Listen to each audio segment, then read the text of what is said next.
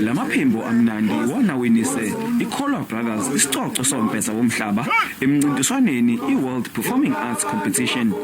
Umsunguli weqembu Derek Mlambo wasungula leliqembu ngo1990 eshiswa uthando analo lomculo lesicathamiya. Lesicathamiya uhlobo lomculo oculwa ngaphandle kokulekelelwa yinsimbi. iKholwa Brothers icule amanona ayisithupha emncintiswaneni yabashaya amakhanda bonke abawungenelile.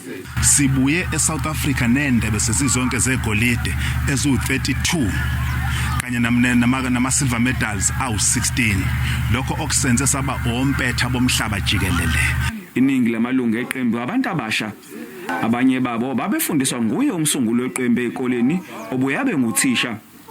Besicula isicathamiya siculela isikole. So masiculela isikole uthisha uMlambo wabona ikhono lami. And then waze sengithatha esengijoinisa kuleli qembu lakhe langempela. When I started, I was singing I was doing it as a hobby, and I was doing it maybe if I want to just hang out with the guys. But as time went on, I saw this thing is something that I can make a living, make a living when I'm doing it. iKholwa Brothers ithi ifisa lomkomelo ubavulele eminye iminyango ukuya phambili. Bongani Gema indaba ze SABC eThekwini.